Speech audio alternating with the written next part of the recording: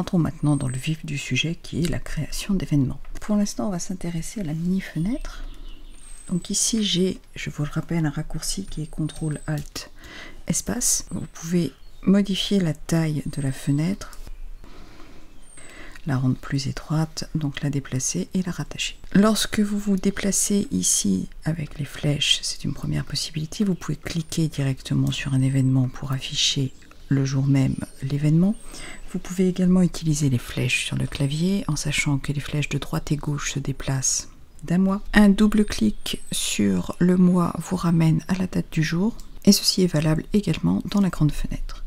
Vous avez ici une zone de recherche et vous avez donc les événements. Ils peuvent être édités en double cliquant dessus. Ici vous avez un petit peu plus de choses parce qu'effectivement c'était masqué parce que c'était vide. Et nous avions évoqué le menu qui permet d'aller à aujourd'hui. Vous voyez qu'il y a des raccourcis clavier ainsi que le rafraîchissement si vous avez fait une modification sur un autre appareil et que manifestement la modification n'est pas arrivée jusqu'à vous, vous pouvez demander à rafraîchir. Commande majuscule T permet de faire apparaître le menu aller à, et là dans ces cas-là par exemple vous affichez une date et vous allez directement à cette date. Si vous ne vous rappelez pas du raccourci pour aller à une date spécifique, il suffit de cliquer et de maintenir sur le mois pour faire apparaître de nouveau la fenêtre. La création d'événements en langage naturel est quelque chose qui est déjà présent sur macOS, mais de façon relativement limitée.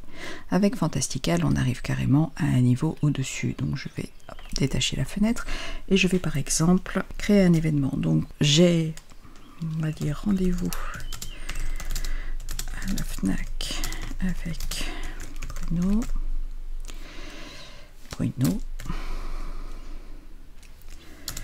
Demain à 18 h. Voilà, rendez-vous à la FNAC avec Bruno. Vous voyez qu'il m'a ici entouré Bruno. Si je clique dessus, il va me proposer de choisir entre deux personnes. Donc à partir de là, je vais créer une invitation automatique. 18 h, c'est bon. Et demain, ici. Si j'avais précisé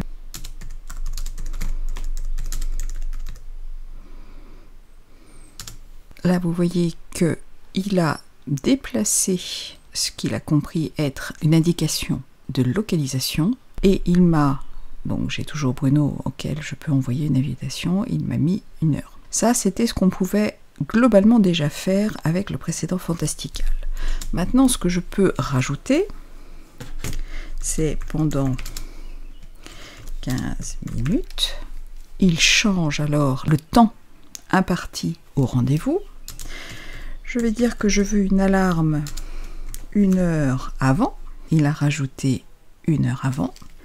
Et je vais changer le calendrier. Je vais le mettre dans famille. Je n'ai qu'à taper une barre oblique. Je tape les premières lettres du calendrier et il change famille.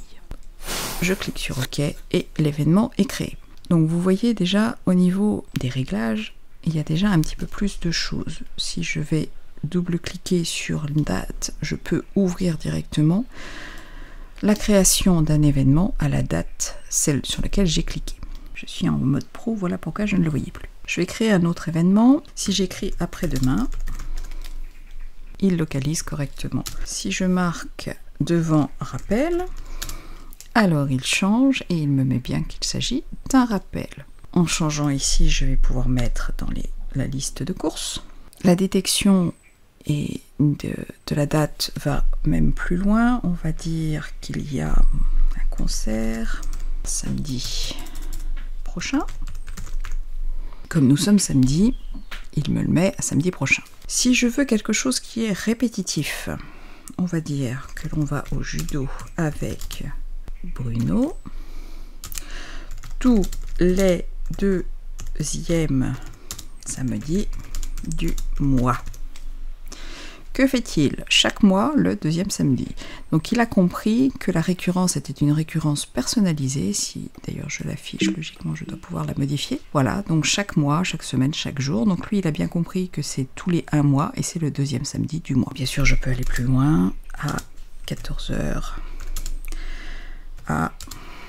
Et donc il localise Montpellier. Il est bien sûr parfaitement possible de créer un événement à la volée en cliquant directement sur une plage horaire. Donc là, vous voyez qu'il a rempli la date, il a rempli l'heure et je n'ai plus qu'à mettre l'événement que je souhaite. Je peux également faire ici une plage horaire.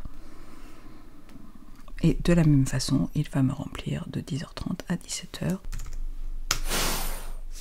Si j'ai mis une localisation pour un événement de calendrier, vous voyez qu'en ouvrant la fenêtre, j'ai ici la localisation. En cliquant dessus, je vais afficher le plan dans plan, puisque j'avais choisi ceci comme affichage par défaut. On a vu la localisation, bien sûr, on peut ensuite se créer un itinéraire. Fantastical ne gère pas par contre la durée de trajet pour un événement, ça c'est la seule chose probablement qui lui manque. La localisation est également disponible dans les rappels. Donc si je crée un rappel avec, comme là j'en ai créé un, on va l'éditer. Si j'ajoute un lieu, j'ai donc la possibilité de mettre Cergy par exemple. Cergy-le-Haut. Et donc à partir de là, j'ai les mêmes options que dans rappel calendrier et j'aurai également une notification en arrivant ou en partant en fonction de mon choix. On va dire déjeuner avec Jenny mardi midi. Donc mardi prochain, midi, Jenny, il ne l'a pas puisqu'il ne l'a pas dans le calendrier. Si je mets par contre, là, il me propose bien sûr de faire une invitation. Je vais cliquer dessus et j'ai une invitation automatiquement qui va être envoyée. Cette invitation, je vais la recevoir sur un autre ordinateur et je vais pouvoir y répondre. Donc pour l'instant, j'ai un point d'interrogation puisque je n'ai pas répondu à l'invitation. On va mettre ceci. Je peux également entrer une URL qui va rejoindre la zone prévue pour ça et je peux également ajouter des notes si je le souhaite.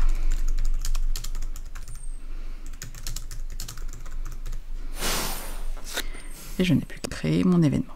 Ce que l'on peut faire dans cette zone de saisie, on peut la faire également ici.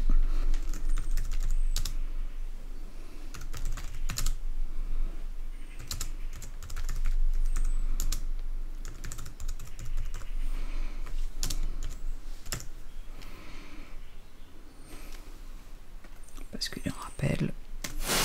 Je viens de recevoir l'invitation envoyée automatiquement, donc vous voyez que ici j'ai le mail et j'ai également en même temps une traduction directe dans Fantastical, l'invitation étant notée. Si je clique sur accepter, j'ai une page qui s'ouvre avec possibilité de modifier la réponse, de voir les invités, de voir la totalité et même de télécharger l'événement pour l'ajouter à mon calendrier. Et il va me proposer de l'ajouter là où je le souhaite. Vous voyez maintenant que comme j'ai accepté l'invitation, j'ai un sigle me disant que ça a bien été accepté avec un logo vert. Imaginons que je décale cet événement.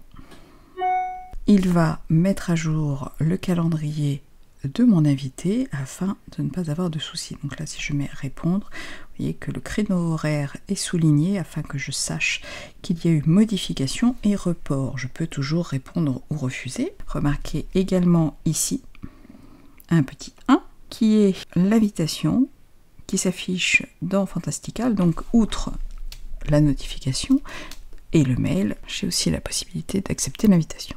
La zone de recherche sur cette fenêtre est un petit peu plus